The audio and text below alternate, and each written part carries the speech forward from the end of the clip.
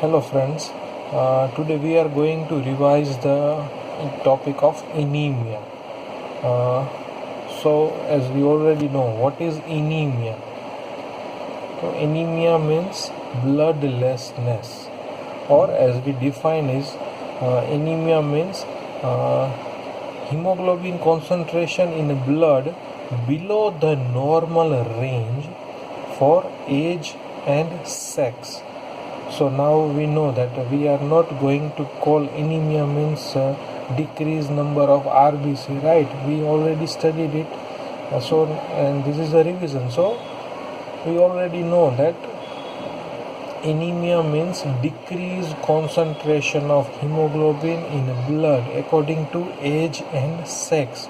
And for the normal adult male, normal value is when it gets below 13 ગ્રામ પર DL, તો 13 ગ્રામ પર DL કરતાં ઓછું જશે ઇન એડલ્ટ મેલ, તો આપણે એને કહેશું કે ઇનિમિયા છે. And for female that lower value is 11.5 ગ્રામ પર ડીએલ. એના કરતાં હિમોગ્લોબિન ઓછું હશે તો જ એ પેશન્ટને આપણે ઇનિમિયા છે એવું કહી શકીએ. So anemia. So what is the function of hemoglobin? Hemoglobin કામ શું આપે બોડીમાં? તો that is, it has the function of transportation of O2 and CO2. લંગ્સમાંથી એલ્વિયોલાઈમાંથી ઓક્સિજનના એટમ લેશે અને ટિશ્યુ લેવલે, ડિસ્ટલ લેવલે ટિશ્યુ જે હશે, ઓર્ગન્સ છે, સેલ્સ છે, ત્યાં જશે અને ઓક્સિજનના એટમ રિલીઝ કરશે અને ત્યાંથી કાર્બન ડાયોક્સાઇડનો એટમ લેશે અને થ્રુ વિનસ ફ્લો લંગ્સમાં આવશે, એલ્વ્યુલાઈમાં, અને ત્યાં CO2 રિલીઝ કરી દેશે. તો O2 એન્ડ CO2નું જે ટ્રાન્સપોર્ટેશનનું કામ છે from lungs to tissue and from tissue to lungs, તો એનું એ જે ફંક્શન છે that is done by haemoglobin. તો what is going to happen when there is a decreased concentration of hemoglobin? hemoglobin ઓછું હશે તો શું થશે? દરેકે ટિશ્યુ ઓર્ગન્સ છે એને ખબર પડશે કે ભાઈ આપણને ઓક્સિજન પૂરતું મળતું નથી. તો એનાથી શું થાય? What is the role of oxygen in the human body? તો ઓક્સિજનનું કામ શું છે કે જે મેટાબોલિઝમની પ્રોસેસ છે, દરેકે જે આપણે ખાઈએ છીએ ફૂડ છે એમાંથી અલગ અલગ ગ્લુકોઝ, ફેટ, પ્રોટીન્સ, અલગ અલગ જે માઇક્રો ન્યુટ્રિયન્ટ્સ છે એ બધા છૂટા પડશે અને એ ટિશ્યુ લેવલે આવશે. પણ એ જે યુટિલાઇઝેશન કરવાનું છે, એનર્જી પ્રોડક્શનની પ્રોસેસ છે, that is done by process of oxidation. Oxidation થશે તો જેમાંથી એનર્જી પ્રોડ્યુસ થશે. And for that energy production body require first nutrition. એક તો ન્યુટ્રિશનની જરૂર પડશે એન્ડ ધેન એનું ઓક્સિડેશન કરવા માટે, પ્રોસેસનું નામ જ ઓક્સિડેશન છે, તો એ પ્રોસેસ કરવા માટે ઓક્સિજનના એટમની જરૂર પડશે. દરેકે દરેક ટિશ્યુ, ઓર્ગન્સ, સેલ એ એના માટે ઓક્સિજન ઉપર ડિપેન્ડન્ટ છે કે ઓક્સિજનનો એટમ નહીં મળે તો એ પ્રોસેસ કમ્પ્લીટ નહીં થઈ શકે. તો ઓક્સિજન નહીં હોય તો શું થશે કે ભાઈ ન્યુટ્રિશન લેવલ છે બોડીમાં, બધાય પ્રોડક્ટ્સ છે, પણ એનું યુટિલાઇઝેશન નથી થઈ શકતું, બરાબર? તો યુટિલાઇઝેશન ન કરી શકાય તો શું થાય કે એનર્જી ડેફિશિયન્ટ લેવલ ફીલ થાય, પેશન્ટને વીકનેસ ફીલ થાય, ગમે એટલું જમે તોય એમ લાગે કે થાક લાગે છે, બરાબર? તો these are the symptoms of the anaemia. અને એનાથી શું થશે કે ન્યુટ્રિશન છે, એનર્જી લેવલ છે એ બોડીમાં ડાઉન જશે. તો દરેક ઓર્ગન્સ, ટિશ્યુ, એના જે ફંક્શનિંગ છે એ ઇનિશિયલ લેવલમાં ખાલી ફંક્શનિંગ ડિટોરિએટ થશે. બટ જેમ એ પ્રોસેસ જો લાંબો ટાઈમ સુધી કન્ટિન્યુ રહે તો દરેક ઓર્ગન્સ, દરેક tissue, each and every cell છે એને એનર્જીની ડેફિશિયન્સી ફીલ થશે, એનું ફંક્શન છે એ ડિટોરિએટ થશે, એન્ડ ઓન લોંગ રન એના ફંક્શનિંગ છે એની સાથે સાથે એના સ્ટ્રક્ચર છે એમાંય ચેન્જીસ જોવા મળશે. બરાબર. તો આપણને એમ થાય કે લોહી નથી, હિમોગ્લોબિન નથી, તો શું થાય? પણ it is a very very serious condition. એનાથી જો પ્રોપર ન્યુટ્રિશન ને બધું મળતું હોય પણ ના ન હોય, હિમોગ્લોબિન ઓછું હોય તો પર્સનનું મેટાબોલિઝમ નથી થવાનું, એનો ગ્રોથ છે એ થોડા ઘણા અંશે અટકી શકે અને મુશ્કેલી થઈ શકે. બરાબર. So what is the classification of anemia? એનિમિયાને આપણે કઈ રીતે ક્લાસિફાઈડ કરી શકીએ? અલગ અલગ એના કયા કયા ટાઈપ્સ છે કે જેમાં એને ડિવાઈડ કરવામાં આવે છે? તો એનું ક્લાસિફિકેશન છે એમાં જ પહેલાં તો 2 ટાઈપ આવે છે. ફર્સ્ટ ક્લાસિફિકેશન ઇઝ પેથોફિઝિયોલોજિકલ ક્લાસિફિકેશન, કે એના જે રીઝન્સ છે, કોઝિસ છે, એના એકોર્ડિંગલી એક ક્લાસિફિકેશન કર્યું છે. અને second classification that is the morphological classification. તો ફર્સ્ટ જોઈએ પેથોફિઝિયોલોજિકલ ક્લાસિફિકેશન. તો એમાં ફર્સ્ટ છે anaemia due to increased blood loss. Blood loss થયું, બ્લીડિંગ થયું અને એને લીધે એનિમિયા પ્રોડ્યુસ થયું. તો એના ઓબ્વિયસલી 2 કોઝિસ છે અથવા 2 એના સબ ટાઈપ્સ કહી શકાય. First is acute blood loss, due to acute blood loss or due to chronic blood loss. તો acute blood lossમાં શું આવે કે કંઈ લાગ્યું છે, ઇન્જરી થયું છે, કે કોઈ પણ એવું રીઝન્સ છે કે જેનાથી બ્લીડિંગ થાય છે બોડીમાં અને એક વખત થયું. બરાબર. તો એની ઇમ્પેક્ટ છે ને એ કેવી હશે કે સડન ઇમ્પેક્ટ આવશે. જો હેવી બ્લડ લોસ થયો તો ઘણી બધી એની સિવિયર ઇફેક્ટ આવી શકે. પણ એ જ બ્લડ લોસ જો લોંગ ડ્યુરેશનમાં થયો હોય, ક્રોનિકલી જોવા મળ્યો હોય, તો ગ્રેજ્યુઅલી ધીમે ધીમે સ્ટેપ બાય સ્ટેપ એની ઇફેક્ટ આવશે અને બોડીને એડેપ્ટેશનનો ટાઈમ મળી જશે. બરાબર. તો ક્રોનિક કેસીસમાં એની ઇફેક્ટ ઓછી જોવા મળશે, સિમ્ટમ્સ છે કમ્પેરેટિવલી ઓછા જોવા મળશે, ઓછા સિવિયરિટીના જોવા મળશે. પણ જ્યારે એક્યુટ હોય તો ઇટ કેન બી લેથલ, આમાંથી માણસનું મૃત્યુ થઈ શકે. એનિમિયાને લીધે તો નહીં, પણ બિકોઝ ઓફ હાઇપોવોલેમિયા, કે બ્લડ લોસ ઘણો બધો વધારે થઈ ગયો તો હાઇપોવોલેમિયા થાય, હાઇપોવોલેમિક શોકમાં જાય પેશન્ટ અને એમાં એનું ડેથ પણ થઈ શકે. But that is not the result of anemia, but result of hypovolemia. So that is the first cause in the classification, that is anemia due to blood loss, acute and chronic. Now second, anemia due to impaired RBC production. RBC છે એનું production છે એ proper ન થતું, impaired હોય. તો એમાં કયા કયા કોઝિસ હોઈ શકે? તો ફર્સ્ટ ઇઝ સાઇટોપ્લાઝમિક મેચ્યુરેશન ડિફેક્ટ. તો આરબીસીની અંદર 2 વસ્તુ હોય. બરાબર. તો એમાં ફર્સ્ટ આવ્યું સાઇટોપ્લાઝમિક મેચ્યુરેશન ડિફેક્ટ. તો એનું જે સાઇટોપ્લાઝમ છે એનું મેચ્યુરેશન પ્રોપર ન થતું હોય તો એસીને લીધે થઈ શકે. તો એમાં 2 વસ્તુ છે. First, deficient haem synthesis. Haem છે એનું પ્રોપર સિન્થેસિસ ન થતું હોય તો એનું એક્ઝામ્પલ છે iron deficiency anaemia. Iron deficiency anaemia હશે તો હીમનું સિન્થેસિસ નહીં થાય. હીમનું સિન્થેસિસ નહીં થાય તો સાઇટોપ્લાઝમનું મેચ્યુરેશન છે એ ડિલેડ થશે અને એને લીધે એનિમિયા જોવા મળશે. Second is deficient globin synthesis. તો ગ્લોબિન ચેઇન છે એનું સિન્થેસિસ પ્રોપર નથી થતું. પેશન્ટને માની લો કે થેલેસેમિયા છે. બરાબર. તો ગ્લોબિન ચેઇનનું સિન્થેસિસ બરાબર નથી થતું તો સાઇટોપ્લાઝમનું મેચ્યુરેશન છે એ ડિફેક્ટિવ રહેશે અને એનિમિયા થશે. Next we have nuclear maturation defect. એક સાઇટોપ્લાઝમ આવ્યો, બીજું ન્યુક્લિયસ. તો આપણને મનમાં ક્વેશ્ચન થવો જોઈએ કે ભાઈ આરબીસીની અંદર તો ન્યુક્લિયસ હોતું જ નથી, તો એમાં ન્યુક્લિયસના મેચ્યુરેશનનો ઇસ્યુ જ ક્યાં આવે? બરાબર ને? પણ ન્યુક્લિયસ હોય છે. આરબીસીના ડેવલપિંગ ફેઝ છે, એના પ્રિકર્સર્સ છે, પ્રીમેચ્યોર આરબીસીસ છે, એની અંદર ન્યુક્લિયસ હોય છે. પણ મેચ્યોર આરબીસી બનતા ન્યુક્લિયસથી ડિઝોલ્વ થઈ જાય છે. એટલે મેચ્યોર આરબીસીમાં ન્યુક્લિયસ નથી પણ એના જે પ્રિકર્સર હતા એની અંદર ન્યુક્લિયસ હતું, તો ત્યારનું જે મેચ્યુરેશન છે એમાં કંઈક ડિફેક્ટ રહી ગઈ.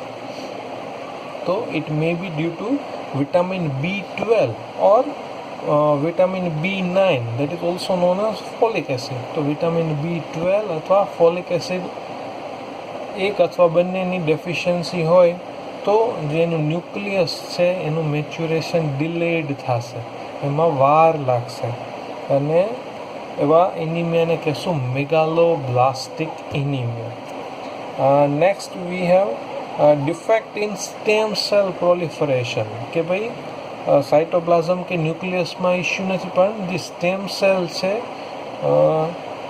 એમાં જે એના પ્રોલિફરેશનમાં ડિફેક્ટ છે અથવા એના ડિફરન્શિએશનમાં ડિફેક્ટ છે. તો એના બે ટાઈપ્સ છે, એક તો aplastic anemia and another is pure red cell aplasia. Aplastic anemia એટલે એવું એનિમિયા કે એમાં જે મેચ્યુરેશન છે, સેલ ડિફરન્શિએશન છે એ થતું જ ન હોય, બરાબર. તો એ પ્લાસિયા છે કે ફોર્મેશન થતું જ નથી અને એને લીધે એનિમિયા છે. તો એની અંદર આરબીસી ઓછા હશે, ડબલ્યુબીસી ઓછા હશે અને સાથે સાથે પ્લેટલેટ છે એ ઓછા હશે. ત્રણ સેલ છે એ ઓછા હશે because of there is some defect at the stem cell level. અને એના પછીનું એક છે પ્યોર રેડ સેલ એપ્લાસિયા, કે ભાઈ એમાં ડબલ્યુબીસી અથવા પ્લેટલેટના મેચ્યુરેશનમાં કંઈ ઇસ્યુ નથી પણ ખાલી આરબીસી છે એ નથી બનતા. Next we have anemia of any chronic disorders, બીજા કંઈ બોડીમાં ડિસીઝ છે, ડિસઓર્ડર છે, like infection, renal disease, liver disease or endocrinopathies, બીજા કંઈ એન્ડોક્રાઇનલ ઓર્ગન્સ છે એમાં કંઈ પ્રોબ્લેમ્સ છે અથવા કંઈ મેલિગ્નન્સી છે. તો એ બધા રીઝન્સ એવા છે કે જેને લીધે એનિમિયા થઈ શકે બોડીમાં.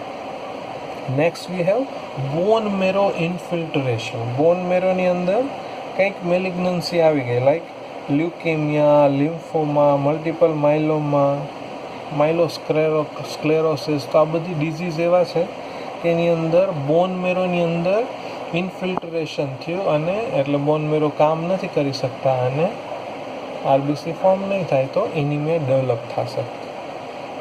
Next is congenital anemia, like sideroblastic anemia, બરાબર. તો એમાં કન્જેનાઇટલ કંઈક ઇસ્યુ છે.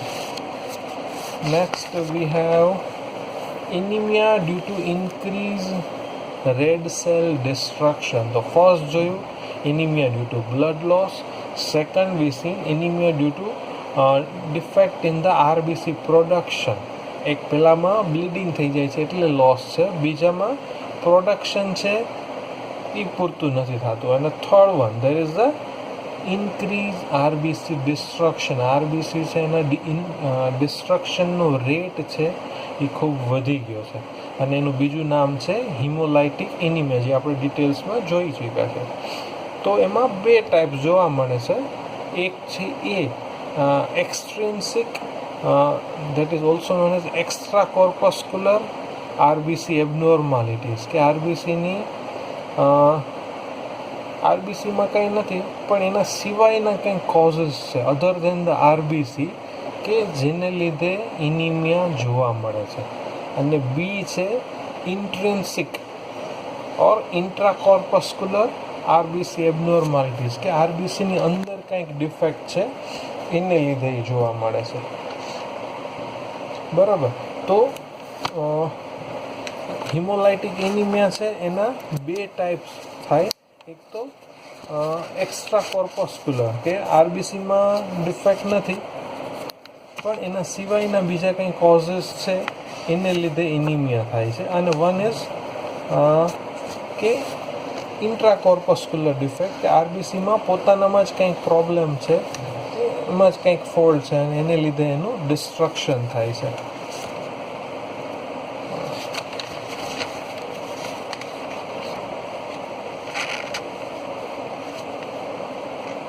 તો એક્વાયર્ડ હિમોલાઇટિક એનિમિયા. તો હિમોલાઇટિક એનિમિયાના બે ટાઈપ પડી શકે. એક એક્વાયર્ડ, જેમાં એક છે એક્સ્ટ્રા કોર્પસ્ક્યુલર, કે ભાઈ એમાં પોતાને કંઈ ડિફેક્ટ નહોતી પણ એવા કંઈક કોઝિસ આવ્યા, એવા કંઈક કારણો જોવા મળ્યા કે જેને લીધે હવે એનું ડિસ્ટ્રક્શન થવા માંડ્યું. તો એમાં one it is antibody formation, અને એનું બીજું નામ છે ઇમ્યુનો હિમોલાઇટિક એનિમિયા. એમાં આપણે જોયું હતું કે auto immune hemolytic anemia, warm antibody, cold antibody. Second was drug induce immuno hemolytic anemia, કંઈક એવી સર્ટેન ડ્રગ કન્ઝ્યુમ કરવામાં આવે કે જેને લીધે એન્ટીબોડી ફોર્મેશન થાય અને આરબીસી કિલ થાય. Third one was iso immune hemolytic anemia. બીજું એક હતું એમાં મિકેનિકલ ટ્રોમા, એન્ટીબોડી ફોર્મેશન નથી થતું પણ કંઈક મિકેનિકલ ટ્રોમા થાય છે. એમાં આપણે જોયું હતું કે માર્ચર્સ હોય કે બહુ લોંગ પરેડ કે જેને કરવામાં આવતું એને લીધે થતું, અથવા કરાટે પ્લેયર્સ હતા એનું આપણે પોઈન્ટ ડિસ્કસ કર્યો હતો. Next one is a direct toxic effect. There are certain diseases like bacterial infection or simple malaria કે એની ડાયરેક્ટ ટોક્સિક ઇફેક્ટ છે એને લીધે આરબીસી કિલ થઈ જાય. અથવા ઘણી વખત કંઈક એવા ટોક્સિન્સ હોય, સ્નેક બાઇટ છે અથવા અમુક એવા સ્પાઈડર છે કે એનું વિનમ છે એ હિમોટોક્સિક છે, હિમોલિસિસ પ્રોડ્યુસ કરે છે. Next cause is splenomegaly. Spleen છે એ એનલાર્જ થઈ ગઈ હોય તો એ હિમોલિસિસ કરશે અને એનિમિયા પ્રોડ્યુસ થશે. અથવા ઘણી વખત આરબીસી મેમ્બ્રેન છે એની એક્વાયર્ડ કંઈક એવી ડિફેક્ટ છે કે જેને લીધે એનિમિયા થાય. નેક્સ્ટ વન ઇઝ ઇન્ટ્રાકોર્પસ્ક્યુલર ડિફેક્ટ, કે આરબીસી એની અંદર ડિફેક્ટ હોય તો એમાંય એની જે એબનોર્માલિટીઝ છે એને બે રીતે ડિવાઈડ કરેલી છે. એક તો abnormalities of RBC membrane. RBC membrane છે એમાં કંઈક ડિફેક્ટ હોય. એમાં બે ટાઈપ છે, hereditary spherocytosis, that is RBC છે એ રાઉન્ડ શેપના સર્ક્યુલર હોય અથવા એલિપ્ટિકલ હોય, ઓવલ શેપના હોય તો દેટ ઇઝ હેરિડિટરી ઓવેલોસાઇટોસિસ. તો બે ટાઈપ છે in the abnormalities of RBC membrane. અને then disorders of RBC interior, આરબીસીની અંદર કંઈક પ્રોબ્લેમ હોય તો એમાં છે એક છે રેડ સેલ એન્ઝાઇમ ડિફેક્ટ. એના જે એન્ઝાઇમ છે આરબીસીના એમાં કંઈક ડિફેક્ટ હોય. એમાં બે એક્ઝામ્પલ જોયા હતા આપણે, G6PD ડેફિશિયન્સી અને ગ્લાયકોલાઇટિક પાથવે છે જેમાં પાયરુવેટ કાઇનેઝ ડેફિશિયન્સી. એ બે એન્ઝાઇમેટિક ડિફેક્ટ હોઈ શકે. અથવા there might be disorders of hemoglobin. Hemoglobin છે એ સરખા ન બનતા હોય તો first is structurally abnormal hemoglobin. Hemoglobin છે એ એબનોર્મલ બને છે, that is sickle cell anemia. અથવા be there is a reduce globin chain synthesis, બને છે તો નોર્મલ પણ એનું સિન્થેસિસ છે એ રિડ્યુસ છે એન્ડ દેટ ઇઝ થેલેસેમિયા. તો that is the hemolytic anemia. તો first we have anemia due to increased blood loss. Second, anemia due to defective formation અથવા આરબીસીનું જે ફોર્મેશન છે એ પૂરતું નથી થતું. And third one we have the hemolytic anemia કે જેમાં આરબીસીનું ડિસ્ટ્રક્શન છે એનો રેટ ખૂબ વધી ગયો છે and this all can leads two anaemia. તો પેશન્ટને શું જોવા મળશે એનિમિયાના, પણ એની પહેલાં આપણે એક વસ્તુ ભૂલી ગયા કે morphological classification. So we have the જે અત્યારે ભણ્યા that was the pathophysiological classification and another classification that is the morphological classification. તો વોટ ઇઝ મોર્ફોલોજિકલ ક્લાસિફિકેશન? કે આરબીસી છે એના શેપ, એની સાઇઝ, એનો કલર, એના ઉપરથી જે ક્લાસિફાઈડ કરવામાં આવે and that is known as morphological classification. તો એના ત્રણ ટાઈપ્સ છે. First is microcytic hypochromic. તો માઇક્રોસાઇટિક એન્ડ હાઇપોક્રોમિક. તો માઇક્રો મીન્સ સ્મોલ. તો આરબીસી છે એનો સેલ છે એ નાનો થઈ જાય. માઇક્રો મતલબ સ્મોલ હોવા જોઈએ, એના કરતાં આરબીસી નાના હોય, દેટ ઇઝ માઇક્રોસાઇટિક. અને બીજો વર્ડ આપણે લખ્યો હાઇપોક્રોમિક. આરબીસી તો નાના છે, સાથે સાથે એનો જે કલર છે જે રેડિશ પિંકિશ કલર હોવો જોઈએ એ હોવો જોઈએ એના કરતાં ઓછો છે, હાઇપોક્રોમિક. ક્રોમિયા મીન્સ કલર અને હાઇપો એટલે ઓછું, તો એનો કલર છે હોવો જોઈએ એના કરતાં આછો છે. તો આરબીસી નાના છે અને કલર એનો આછો છે, તો એના ટાઈપ્સ છે કે ભાઈ iron deficiency anemia, sideroblastic anemia, thalassemia or in the anemia of certain chronic disorders છે એની અંદર સેલ છે એ નાના જોવા મળશે અને એનું પિગમેન્ટેશન છે એ ઓછું જોવા મળશે. Second type is normocytic normochromic. તો એના આરબીસી છે એ નોર્મલ સાઇઝના હશે અને એનો કલર છે એ નોર્મલ હશે, બીજો કંઈ વાંધો નથી એમાં. તો that may be due to after the blood loss, bleeding બહુ થયું હોય એક્યુટલી, તો એના પછીનું જે એનિમિયા હશે તો એમાં સેલ્સ આવા જોવા મળશે. અથવા હિમોલાઇટિક એનિમિયા છે એમાંય નોર્મોસાઇટિક નોર્મોક્રોમિક આરબીસી જોવા મળી શકે.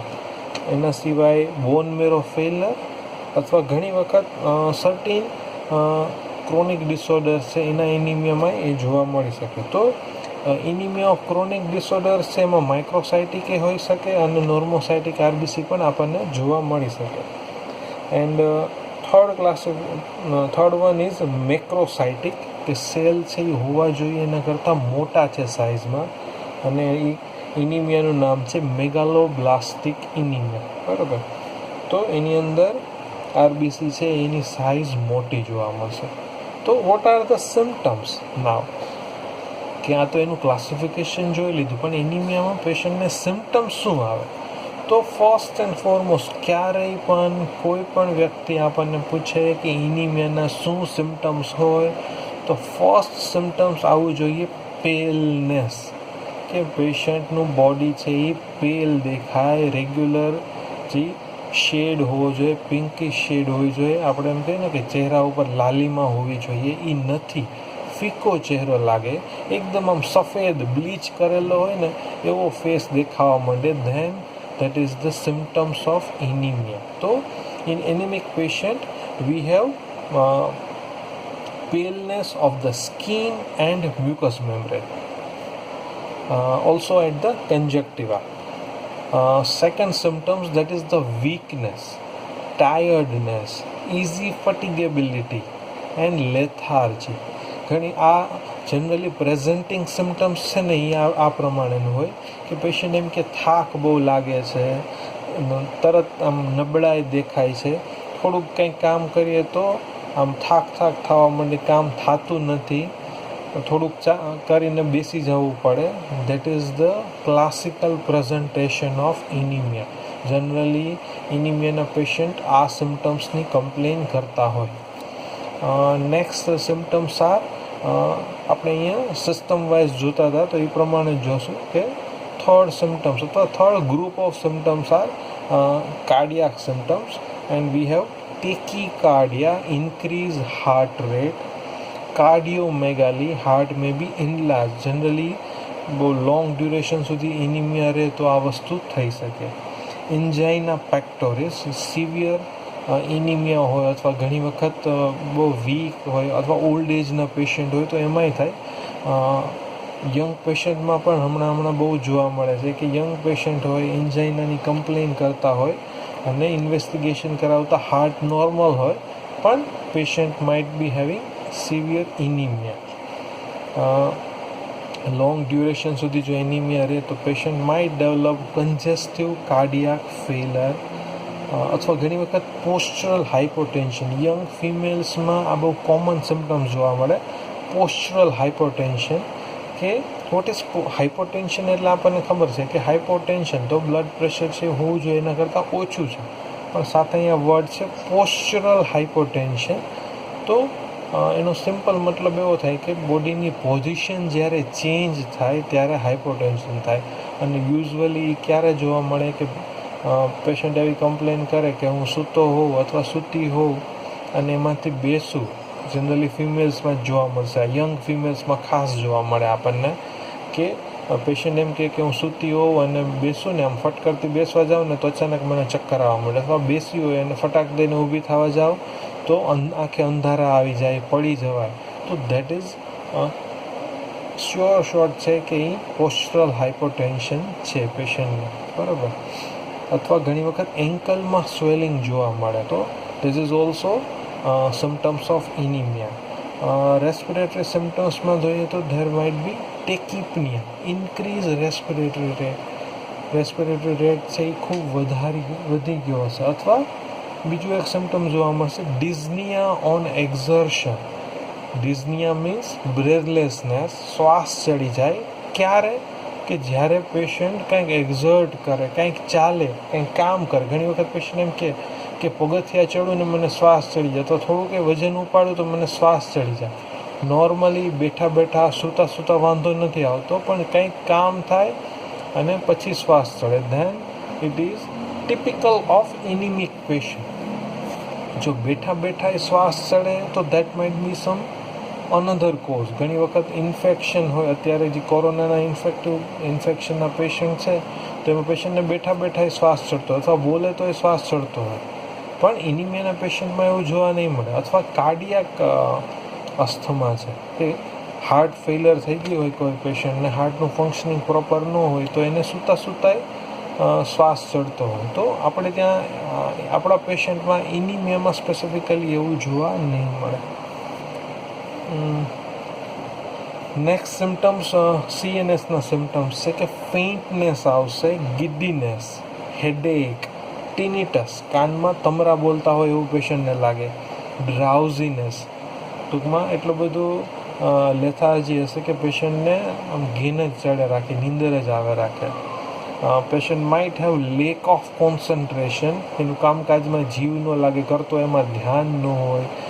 વીકનેસ ઓફ મેમરી હોય, એની યાદશક્તિ ઓછી થઈ ગઈ, અથવા એનું કન્ફ્યુઝનનું લેવલ પણ જોવા મળી શકે. Next symptoms are amenorrhea, menorrhagia, metrorrhagia and loss of libido. તો લોસ ઓફ સેક્સ્યુઅલ ડિઝાયર એ પેશન્ટને થઈ શકે.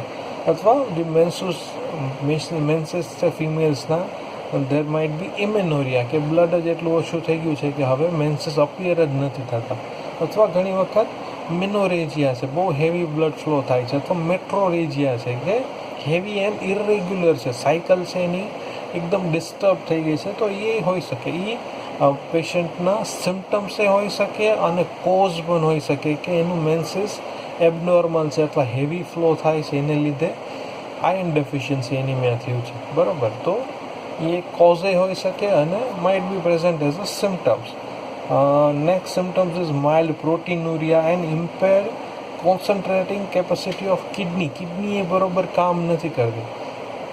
જેમ આગળ આપણે ઇન્ટ્રોડક્શનમાં જોયું હતું કે એનિમિયા છે તો દરેક સિમ્ટમ્સ છે, દરેક સિસ્ટમ છે એનું ફંક્શનિંગ ડિટોરિએટ થશે. તો અહીંયા કિડનીનું ફંક્શન ડિટોરિએટ થાય તો કિડનીનું કામ શું છે કે ભાઈ કોન્સન્ટ્રેશન કરવાનું, ફિલ્ટરેશન કરવાનું, તો એ હવે નહીં પ્રોપર થાય. તો patient might develop mild proteinuria. GITને અફેક્ટ કરશે તો એનોરેક્સિયા થશે, પેશન્ટને ભૂખ નહીં લાગે, લોસ ઓફ એપેટાઇટ થશે, ઇનડાઇજેશન, પચશે નહીં, ફ્લેચ્યુલન્સ થશે, ગેસ થાય રાખશે, નોઝિયા, કોન્સ્ટિપેશન અને વેઇટ લોસ પણ પેશન્ટનું થઈ શકે. તો these are all the symptoms કે અલગ આપણને જોવા મળી શકે ઇન ધ એનિમિક પેશન્ટ. ચલો અહીંયા આપણે પૂરું કરીએ. ચલો, થેન્ક યુ.